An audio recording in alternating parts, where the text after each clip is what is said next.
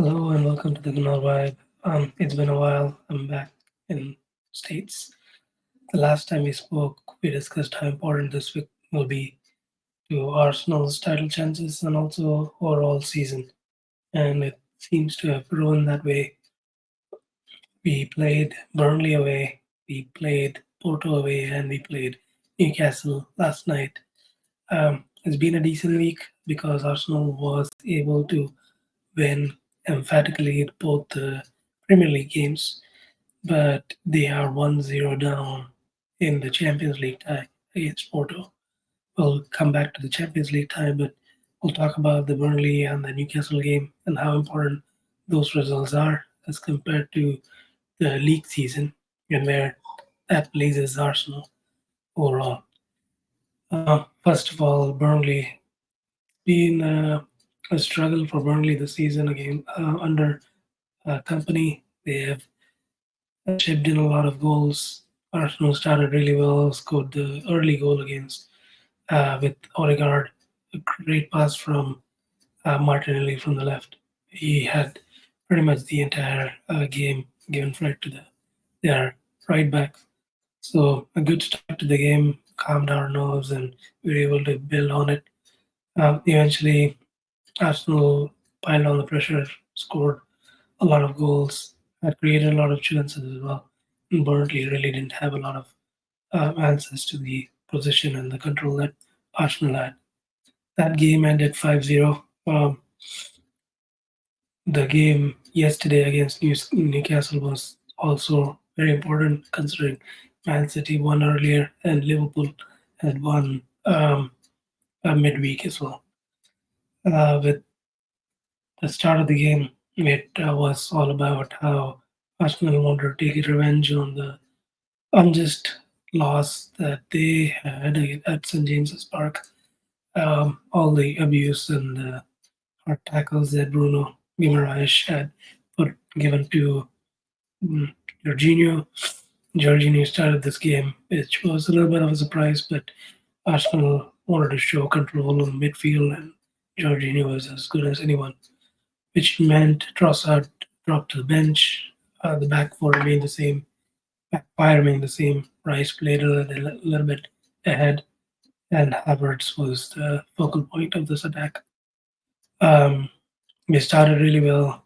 It was a good 15 odd minutes of Arsenal possession win, and that proved important because we scored. Um, it was given an own goal, but I thought the strike from Gabriel, who is really important for us, winning those headers in the corners, pretty much put the cat amongst the pigeons as far as Newcastle's defending is concerned. In that corner, 1-0 to the Arsenal. We talked about how important Jorginho was and his clip pass to Martinelli. Martinelli had a really impressive run there, and he crossed to Havertz, who was unchallenged and made it 2-0. Arsenal pretty much dominated the first half. Havertz should have scored another goal. I thought being pretty much one-on-one, just the keeper to repeat, but left his lines. But still, Arsenal went in 2-0. Um, Newcastle, as was expected, came out well and attacked a little bit, pressured the Arsenal back line a little bit, but brilliant goal from Bukayo Saka that pretty much um, ended the game 3-0 to the Arsenal with that goal. And soon after, Jacob Kiwior scored a header, which hit one of Newcastle's defenders. It was not deemed a own goal because the hit from or header from Kiwior was heading to the goal anyways. Really good movement from him on the box, and again poor defending from Newcastle. A little while later, a former Arsenal player he scored the the goal for Newcastle was um, Joe Willock, who pretty much boosted past the marking of or lack of marking from Smith Rowe, and also Reece Nelson, Ben White didn't really cover themselves in glory with pass that Dan Burn had to get that goal back for Newcastle. Arsenal pretty much rang the changes in Newcastle felt it didn't really feel like Newcastle was going to threaten Arsenal anyway. So it ended up 4-1 to the Arsenal, which is important because that means Arsenal is third in the table, just behind Man City um, and Liverpool still tops the table. But this is significant because Arsenal has better goal difference than both of them if it comes to the wire. So currently the league table shows Liverpool 60 points, Man City 59 points, and Arsenal 58 points. With Arsenal having a 39 goal difference as opposed to Liverpool's 38 and Man City's 33. Um, there has always been a clamor for a striker, um, especially during the winter window when Arsenal didn't really do well in the summer time frame. But it has proven to be a good um, mixture of players scoring goals since the Dubai break. A lot of I think there is 18 players now in Arsenal side who have contributed in the goal scoring charts, with Saka contributing the highest number of scores and assists. So hopefully that continues. We play Sheffield United next. It's going to be an interesting few weeks for Arsenal with Sheffield United, Brentford. Um, the Arsenal play just before we start an important round of fixtures with Porto, Chelsea, and Man City.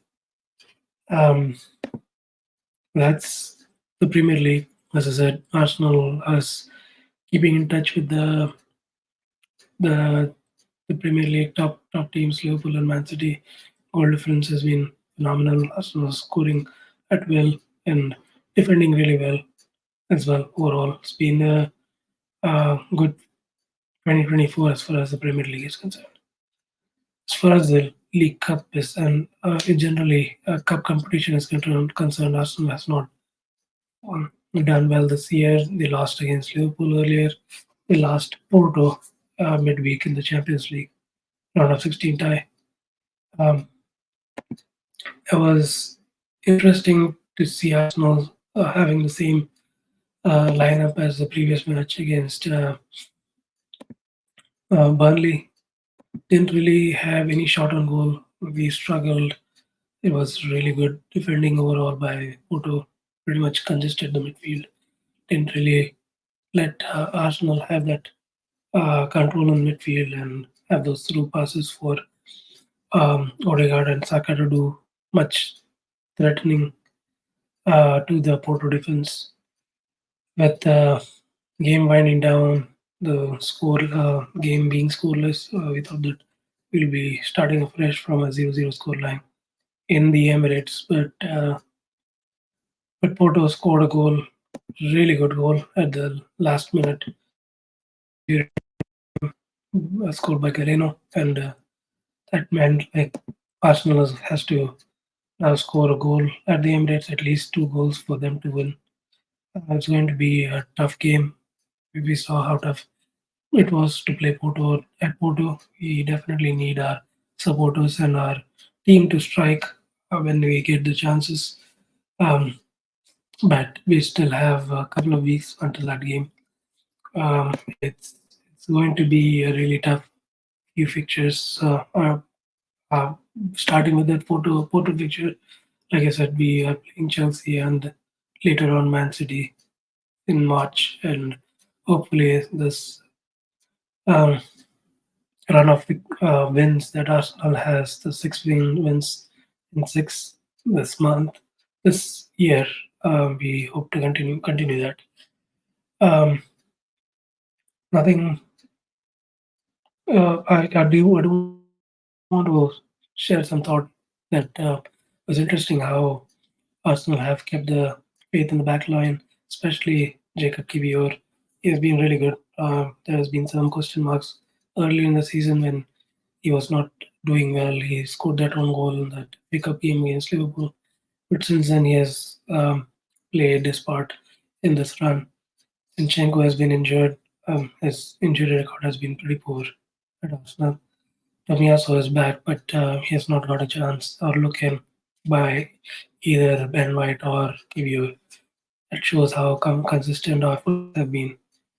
We definitely need Jesus back. We have been doing well with our um, makeshift front line with Havertz and Robert Trossard doing their part.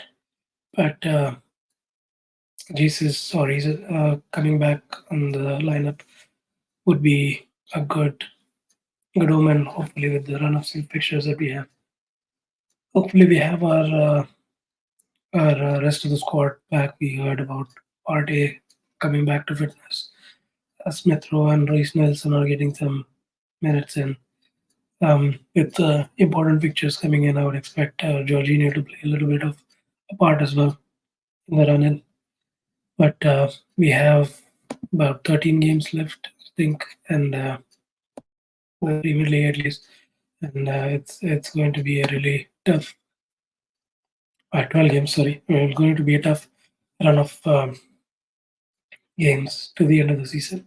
I hope we do well in our upcoming fixtures. Of course, we wish our team luck for the match against Porto and at the Emirates as well. But first things first, we need to concentrate on the next game, which is Sheffield United.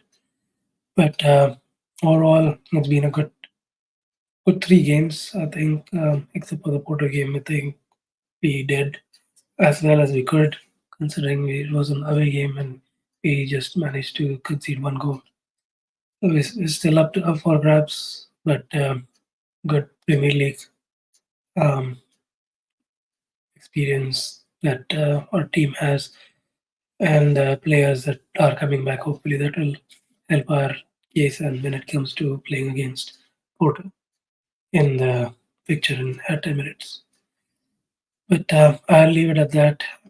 If you like this reaction, I know this is a delayed reaction. Please like and subscribe.